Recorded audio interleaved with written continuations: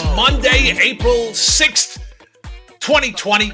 We're in week 3 of the quarantine, like a horrible movie that, it's not even on Netflix. It's on one of those streaming channels they give you for free because it's not that good. But we're all living it together. Boffo the Bear here, coming to you live on Facebook, like I do every day, Monday through Friday, right here on Facebook Live. We got a lot of great guests lined up for you this week. We got comedian Jeff Garcia, cartoon actress and bon vivant Candy Milo's going to be on the show. We got a lot of other people, big fun people, entertainment.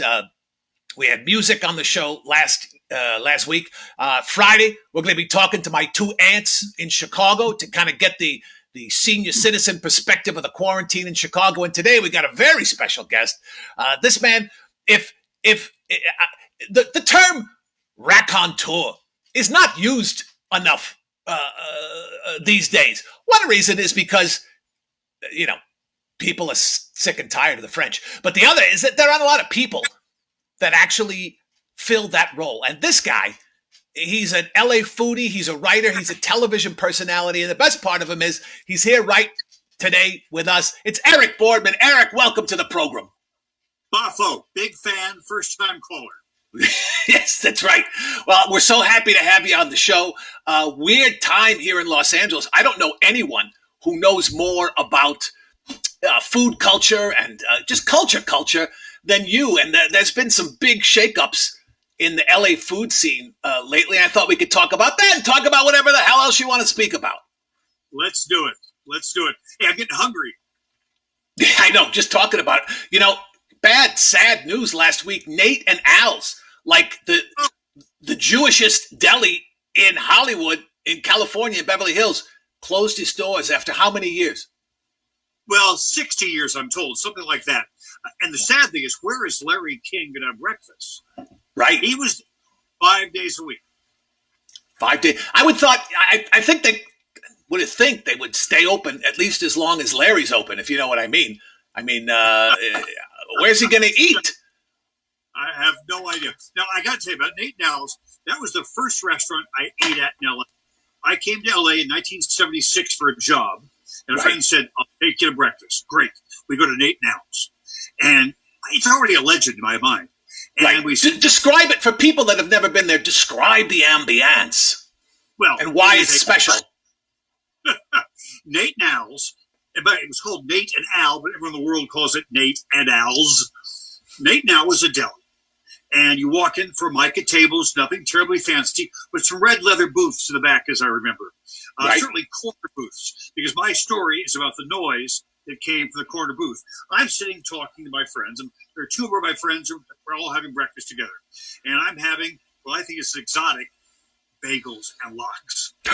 And as we're doing this, way off in the corner, I hear every pockets of big laughter and applause and things like that. It's quite noisy. Right. And I said to the waitress when she came over, I said, excuse me, it's none of my darn business, but what's going on over there? She said, those are old comedy writers. They come in every day and sit in that corner. So these are guys who wrote for Jack Benny and so many others. The point is, at one point, as we're wrapping up, I hear a scream from the corner, and a guy jumps up, and he's got in his hands a copy of Hollywood Reporter and Variety, the 2 trade papers of the Bible. Right. Of showbiz.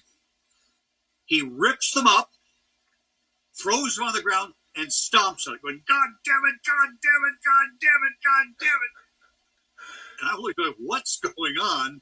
And then you hear, that damn Bob Hope got another show.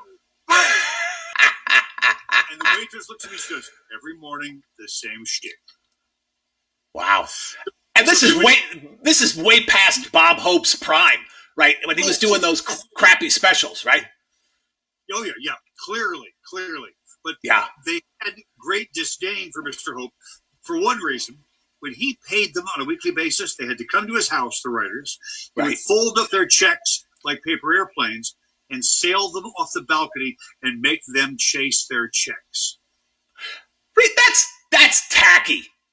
Yeah, It's also what they do. Have you ever been to Jumbo's Clown Room on Hollywood Boulevard? I chase different things there. But that's what they make the girls do. They do their dancing, and many of the women are very, very athletic. They're hanging from the poles. They're doing all kinds of great dancing. And then at the end, all the money's on the ground, and they have to scoop it up. Like, it leaves a bad taste in my mouth. There. Yes. And the food was bad at Jumbo's Clown Room, too. Horrible. Nate now is a legend. It's gone. That leaves us with, Cantor's on Fairfax and Brent's in the Right. And Cantor's, it's like a cockroach. When Cantor's closes, I'm leaving Los Angeles because that place, it's open 24/7. The best people watching in the world there. You know, you go in there at 2:30 in the morning, you see comedians and hookers and priests and rabbis. It's like a joke. Yeah. Waiting to happen. The rockers used to hang out in the kibitz room, that side room, like it was a half bar. Right. I loved it, still do. I also love Langer's. Boffo, have you ever had the number 19 sandwich at Langer's? I have not. That's the pastrami, the coleslaw on this amazing warm rye bread, melted cheese. Oh, you're making me hungry. You're making me number 19. If you go to Langer's, the 19. Okay, see, now people that do not live in Los Angeles, I think, have a very pejorative view of the food scene here in LA, that there is no food scene. You know, you talk to a guy from New York and the sun rises and sets on those damn bagels. Like they could taste the difference, right? The people from Chicago, they're always talking about how great their pizza is. But LA, especially in the last, 20 years, the food world here has really exploded. And I think there are a lot of cool places that people might not know about. When you have a friend visit you from out of town, what are like the top 3 or 4 places you must take them to give them a flavor of our city? Well, I always go to Chinatown because I love a couple places down there. Hop Lee is one. I also take them into little Koreatown. There's some amazing places there, some great bars. What I love in Koreatown is Korean barbecue chicken wings. Crunchy, crispy, sweet, wonderful. I also go to Westwood Boulevard for the Persian restaurants. There are maybe 40 Persian restaurants there. And, of course, to the ocean. You got to go to the ocean. Of course, right. Stop at, have you ever been to Shay J? Yes, I have been to Shay J. It's this little divey bar right across the street from the Lowe's Santa Monica. Sinatra used to go there. There was a secret back room that only he and Marilyn Monroe had the key to. There must be some great stories in your catalog about Shay J. Well, that place was founded by a guy named Jay, who was by trade a treasure hunter. Get this. Like a professional treasure hunter? He made his living hunting for treasure. So we get the line, or we're some pirates, we have dumped something, or a ship may have sunk, and he went out and grabbed the stuff, and then we come back to civilization and sell it. And then Jay, his passion was also little bars, little seafood restaurant. So he built Shay J on his money, and he would hang out all day and tell stories about hunting for treasure. It was great. Still good bar, still good food. I recommend that. And as long as we're in the ocean, head up the coast. Okay. You got to stop at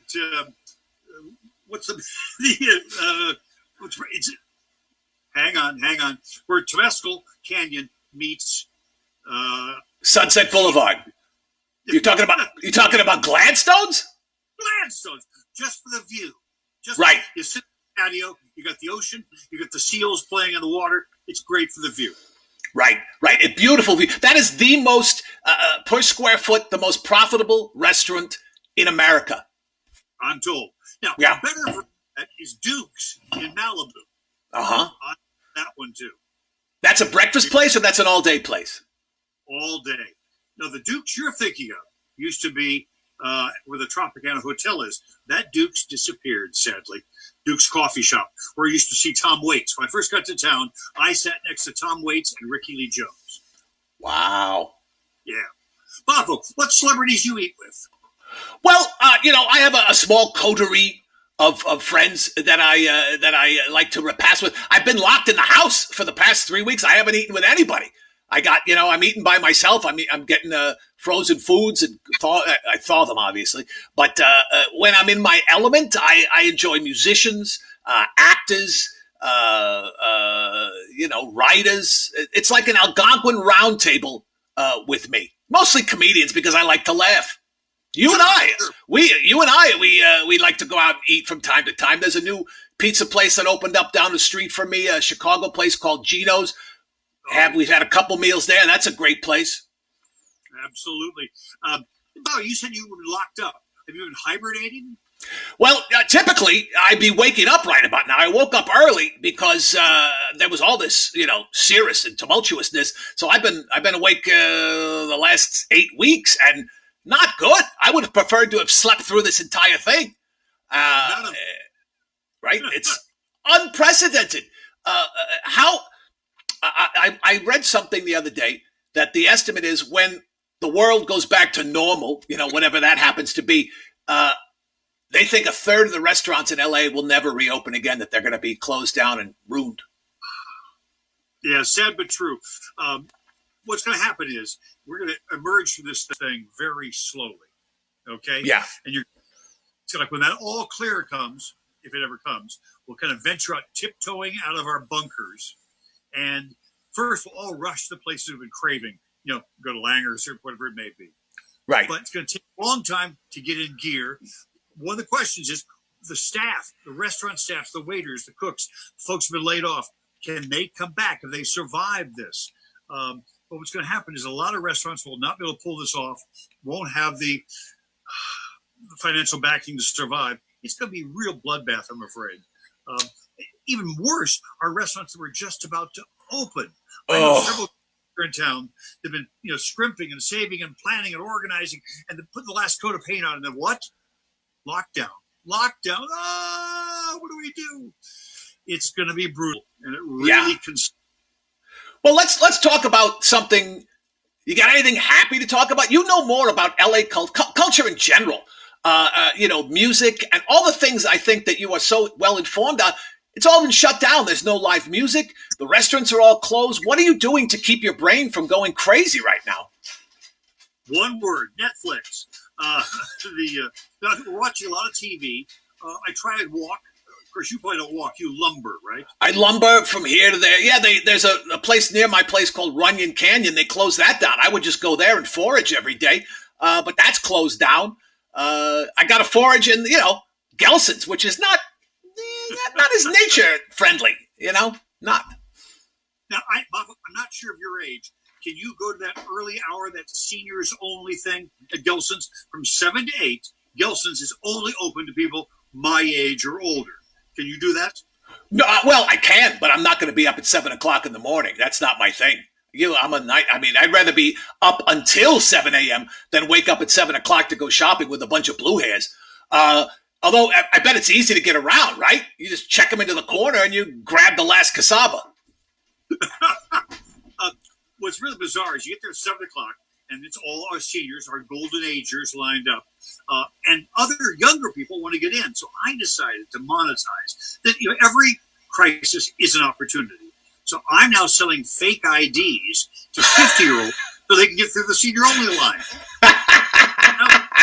And if they look too young, I sell Santa Claus beards. They can rent them from me. Brilliant. And they pay you in wrinkled money outside behind the thing.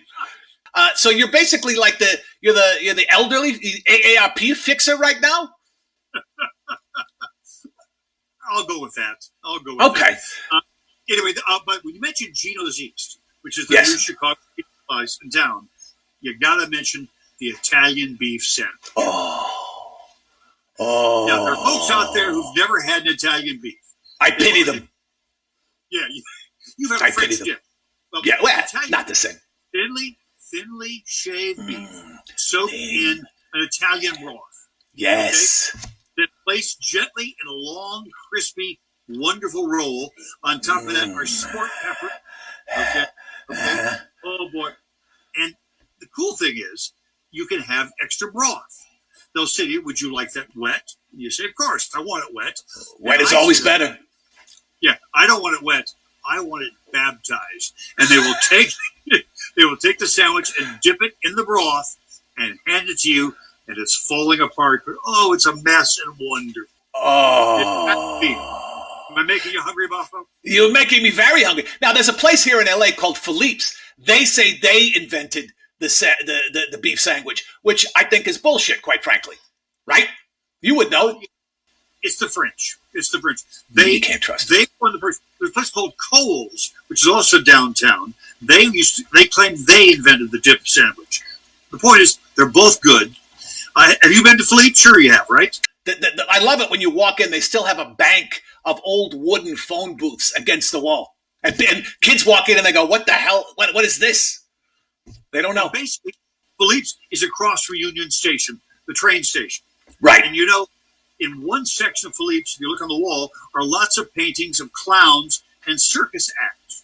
And I said to one day, why all this over here?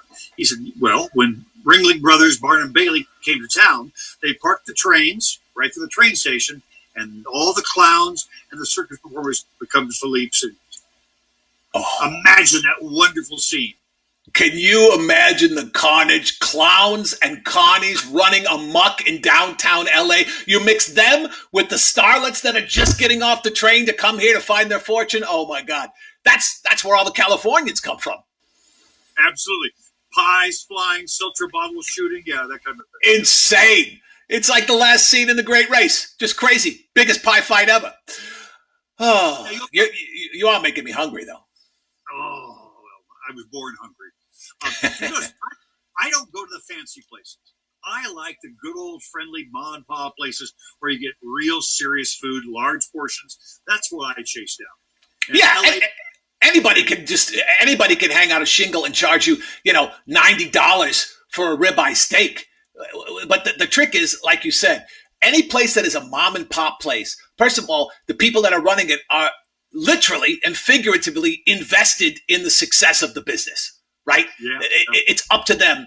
And there's a certain pride of ownership, I guess you would say. There's a certain joie de vivre that these people have that, like a corporate place, you're not going to walk into a cheesecake factory and get the same feel, right? As you would at Philippe's or someplace else. You will not find joie de vivre, if I can say that phrase. Cheesecake factory. No, you won't. Large pieces of cheesecake. Yes. And kill a chocolate cake. I have to ask, because I don't get to talk to bears as often as I should. Right. Obviously, berries and honey. Nuts. Right.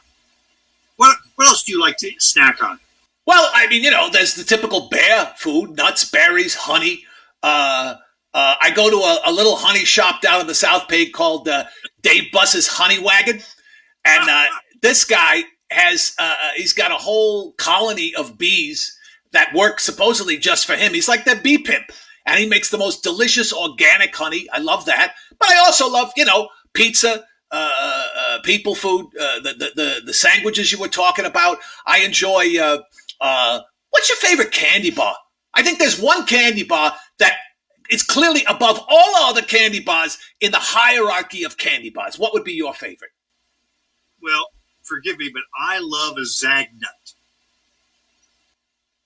Do they still make those?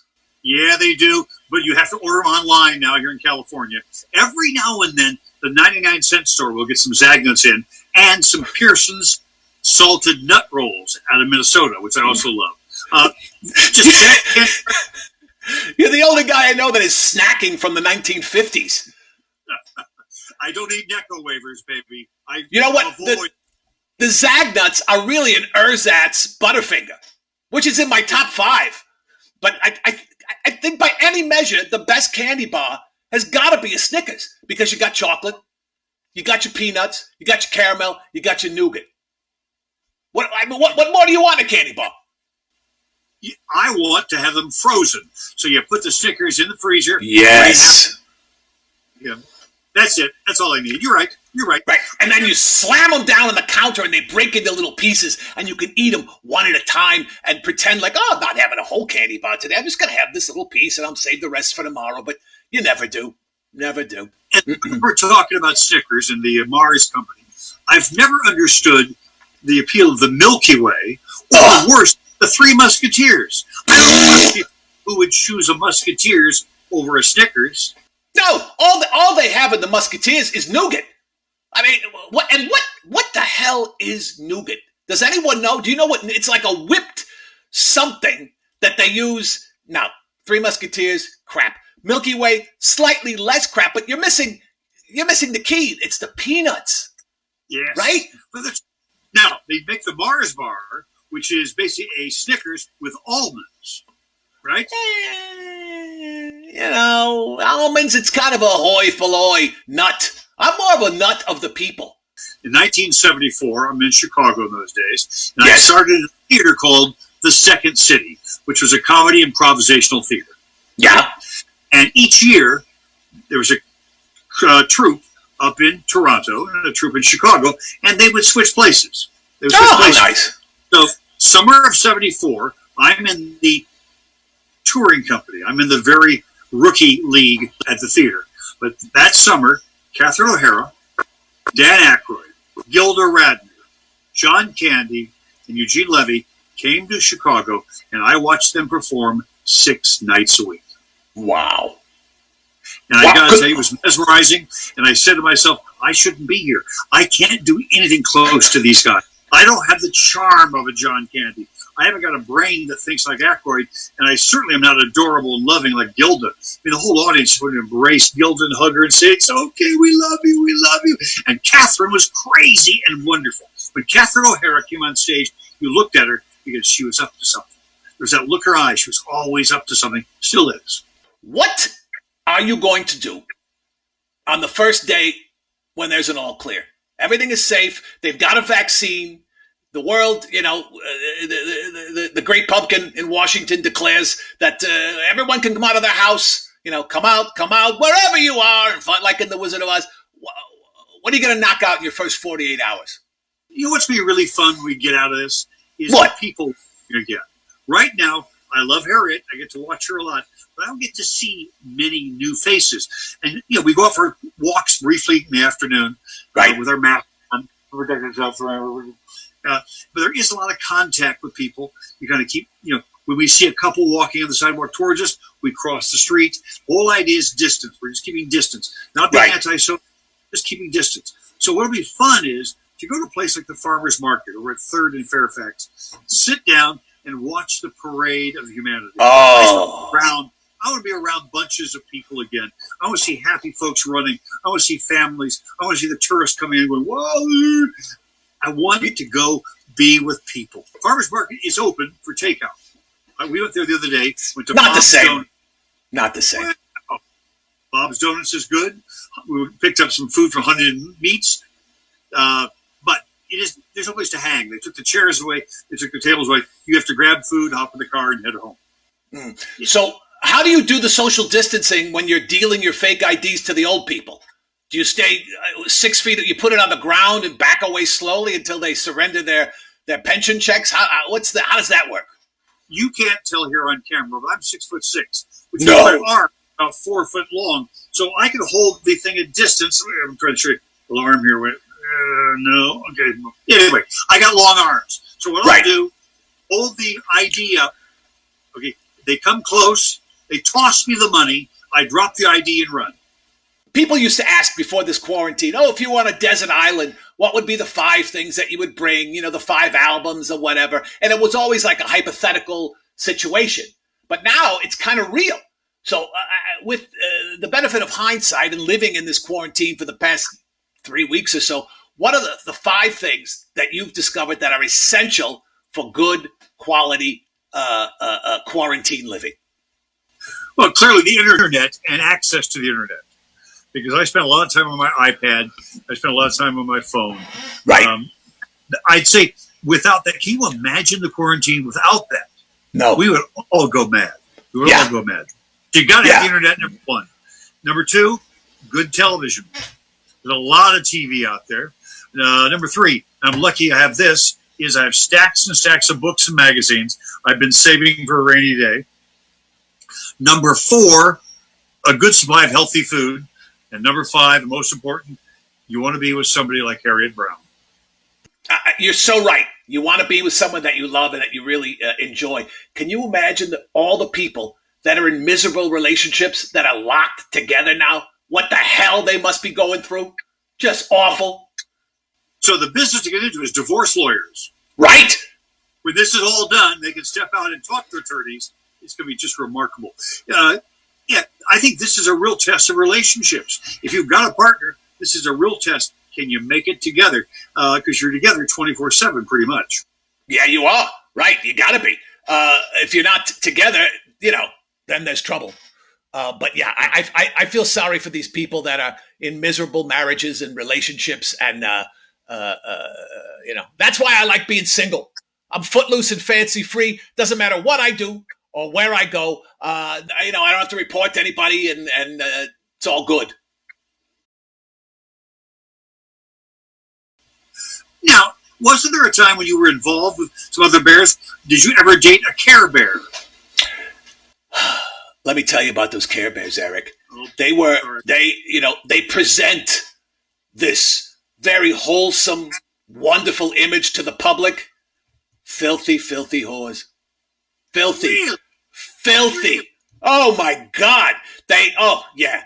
You would, like 2 drinks. Boom. Boom. Fur is off. They're going crazy. Did you ever meet any of the 3 bears? Well, I met Mama Bear once. She was on a break, evidently, from her husband, and we had a little fling. I was down in Hialeah, and I was with my accountant, Carol. I keep my accountant in Florida because, who cares about the people are crazy in Florida. No one's going to audit you if they know you have a Floridian accountant. So I'm down there, and Mama Bear comes in, and she's obviously distraught. And I took her in. We had a couple drinks, and all I'll say was I was just right. I prefer human broads, quite frankly, because it's like it's a big thing for them. Obviously, once you go bear, you always go there, and it's like they can brag to their friends. I'm with a bear, and it's nice. But I also, especially during this time, I could see where it would be nice to have a special someone to come home to or to be locked up with. But that's just not the way the cards have laid out for me. I never tried interspecies dating. You got to be. The weird thing is when you meet the parents, because if they haven't told that, you got to make sure you prepare them correctly. Otherwise, I walk in the door and it's like, what? Yes, I'm a bear. So meeting the dad is always weird. But after a while, if they get to know me, I'm a nice guy. I always take care of the ladies very well. But I don't know who. If you could date outside of your species, where would you go? Would you go big cat? Would you go horse? Would you go kitty cat? What's your thing? Well, I do like a lot of doggies, but I think in terms of intelligence, I want to hang out with porpoises, dolphins. Right. They're smarter than we are. Oh, who isn't? Right. Yeah. There's no quarantine for porpoises now. And they're mammals, right? Yeah, sure. Yeah. Wouldn't be that weird. I mean, you can swim with them. Go ahead. Years ago at Marineland. You remember Marineland? Sure, I do. World that was down at Palos Verdes. It was an aquarium, an outdoor, big old fancy ocean type place. And right. I was working for Channel 7 in those days, and I got to swim with dolphins. And so they gave me a suit. I'm in the water. And so what's fun is I'm throwing the ball back and forth to the dolphin. Okay? After 3 or 4 tosses, the dolphin throws it way wide. And I swim over and get it. And I swim back. And I start tossing back and forth. And after 3 or 4 tosses, then he tosses it the other direction. And I'm looking at this. I turned to the trainer. I said, is it possible? This animal has a sense of humor? And the trainer said, of course he does. What he likes seeing is you are so clearly out of your element in the water. He enjoys watching you paddle around. He's slick. He can do anything he wants. But you're a dumb old human. You're flailing away. Yeah. Yeah. Oh, that's funny. That's how smart those porpoises are. Oh, that's funny. You're being outsmarted by a park. I met a girl. There used to be a bar in El Segundo called the Stickenstein. And we would go there late at night. And I met this gorgeous redheaded girl there once. And she, out of the blue, we're just sitting at the bar. And she turns to me and says, I've always hoped that I would die by being eaten by a shark. A bizarre way to open a conversation. I started talking to her for a while, and it became evident to me that part of her was sexually attracted to sharks, that she had been thinking about it for a long time. And I just turned to her eventually and said, you would screw a shark, wouldn't you? And she looked at me and said, yes, I would. Crazy. We call it red flag. Yeah. But you know what? You got to love a girl that wears a crazy that far out front, so at least you don't get suckered in. Typically you find that kind of stuff out after 3 or 4 months of dating, and then you're already in. You've met the parents. It's a big problem. This girl was nice enough to just lay it out on the table. I'd like to have sex with sharks. And you know what? That's when you pay your bill and you go, you know what? Have a nice life. I'm leaving now. I'm with you. No. Oh, wait, now we got a girl named Carol from Florida that says she would date a penguin. Ah! Well, you have to go fancy events because we're wearing always have the tuxedo, right? Exactly. Always ready to go out. A penguin. Online, was a zoo someplace. I think it was Shed Aquarium in Chicago. Shed Aquarium. Right. Which closed down for the break. They allowed the penguins to wander around and see the other exhibits. And there's great footage on the web of these penguins walking down the halls, staring up at the water tanks, seeing a whale, seeing dolphins. It was so wonderful watching these guys had the run of the aquarium. The handlers thought, wouldn't they enjoy that? And they did. So that must have blown the penguin's mind. They're looking at other animals in enclosures going, oh, those poor bastards, they're stuck in there. Meanwhile, look at me, I'm walking the halls, drinking out of the water fountains. Yeah, there's amazement on their faces as they get to see, oh my goodness, how other creatures live. Yeah. Right. All right, well, we're getting a lot of action here in the chat room. Ed Franowitz would date a dolphin. Carol Cavero would date a penguin. A guy named Dave Buss would date a Jersey girl, which doesn't sound... Yeah, doesn't sound... Jane Kopechne, she's seen the penguins too.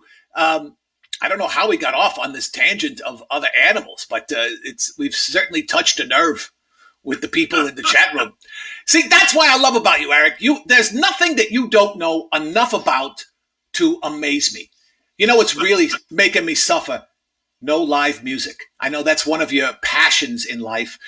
You're like the network, the neighborhood steward for the Hollywood Bowl, which, for my money, you got Red Rocks in outside of Denver. You got the Hollywood Bowl. Those are the two most beautiful venues in America, and I'm worried that the Hollywood Bowl season's going to be shut down. What have you heard about that? Not a word. It starts in late June. Right. Let's hope this is all over by June. Maybe the outdoors will help us in terms of more fresh air. I don't know. But, the danger is, I'm going into serious, the danger is if we leave quarantine too early, we'll start the whole process again. Right, and that's no good. We got to bear down. Oh, I'm sorry. I should use that phrase. We have to buckle down and play the ugly game of quarantine. Man, I like music, but I do dig on the web right now all the music shows that people are putting on. All the artists. Paul Simon did a song the other day. Michael McDonald every day from the Doobie Brothers. He does a song. All these folks are pitching in, and those videos of dozens of orchestra people playing together are great. I mean, those shots in Italy of people standing out on the balcony singing together. Music is going to get us through this. It's a great stress release. I do a lot of listening to music. Thank goodness for radio and for CDs and for the home entertainment system. Yeah, that's got to be rough. I know a lot of touring comedians. We have one on the show tomorrow, Jeff Garcia. They can't work. Musicians can't work. Comedians can't work. And I think because they're creative people, eventually they just have to do it. So they're doing it in their homes and sending it out to their fans. It's, you know what, as crazy and crapped up as the country has been the last couple of years, and we don't need to get into that, but There are many reasons for it. Maybe this whole thing is going to bring us back together. You know, it's forcing us to reach out and talk to people and check in on relatives and friends. And maybe everyone being in the exact same circumstance at the exact same time will bring a little humanity back to the country and make it, like it used to be, a little nicer. People will be a little nicer and a little more respectful and empathetic to others. You know, that's my hope anyway. Let's hope. Where can people follow you online, Eric? Because you're always sending out great emails and cultural things. Is there a place they can go to stay up to date on all your musings? Well, oddly, here on Facebook, just search my name. All my stuff is public. Eric Boardman. It's visible. You can see that. Just search that, and you might enjoy some stuff I post. I try not to post political stuff. I try and post things that you might dig. Some small things, some little things that you might have missed somehow, that I put a little spotlight on and say, don't miss this. This is fun. This is interesting. This might be worth your time. Regardless of where you live, you want to sample everything that your town has to offer. And I'm sure that once this is over, people will be doing that with wild abandon. I want to thank you for coming on the show. One of the most erudite, raconteurs, intellectual powerhouses, are just all around fun guys that anyone's going to know. That's Eric Boardman. Thanks for coming on the program, Eric. I appreciate it. Thank you, Boffo. Always nice to see you. That's Eric. You know what? That's the beauty of this city. There's so much people, they think Hollywood. And they have this idea of Hollywood Boulevard and, all the people on Hollywood Boulevard running around. That's not L.A. There's all kinds of little different districts, like Eric was talking about, Chinatown and Koreatown and the beach. And there was a Little Italy. There's all kinds of places where you can get real, authentic food. Because you know what? The most authentic ethnic food comes from first-generation people that just moved from wherever they were, in Thailand or, whatever. And they come here and they're very excited about coming to a new country. And those are the recipes that you want, right? Because everyone eats in their home countries or whatever. So all these little places, these little out-of-the-way places where you can get authentic ethnic food, there's more of them in LA than practically anywhere else in the country because people come here. People come from other countries. They land in LA. They get their feet, their bearings, and then they go out. Very similar to New York back in the day. And that's one of the things we're lucky that we have is, that cross-cultural, pan-cultural, delicious mix of people and foods. And that's one of the things I miss the most, being cooped up here. Now, granted, I live in a fantastic mansion built with the hordes of money I've assembled and assimilated and groveled for during my show business career. I'm not knocking my hilltop mansion where I can see all of Los Angeles. I'm just saying it's nice to get out. And I think we're all feeling that. So when you want to get out, at least if it's hitting you, that itch hits you really hard at 6 p.m. Pacific, come over here. We do the show every day live, 6 p.m. Pacific, right here on Facebook. If you missed the show live, you can check us out on the YouTube channel. Please go to YouTube and subscribe to Boffo the Bear and like our page on Facebook. That's the best way to know when we're doing whatever and whose guests we have coming up. And we got accordion players, musicians coming up. We got a lot of great guests. Everyone, all the creative people I know are looking for ways to reach out and stay in touch with people. And hopefully this will be their show of choice. So I appreciate you watching. I thank Eric Boardman once again for coming on the program today to enlighten us about the city that we're like the penguins right now. We're stuck outside. We're looking through the window at L.A. or Chicago or New Orleans, wherever you happen to be. We're like the penguins walking around. We can see it all, but we can't touch it. We can't taste it. We can't feel it. We can't hug it. But one day soon, we will be able to, and that'll be a joyous day. And hopefully you're going to stay happy and healthy until then. That's what we're here for, to bring you a little mirth, a little madness, a little chaos every day at 6 p.m. on Facebook Live. So I hope you enjoyed the program. I'll see you again tomorrow. Until then, I'm Boffo the Bear. And remember, you gotta love me.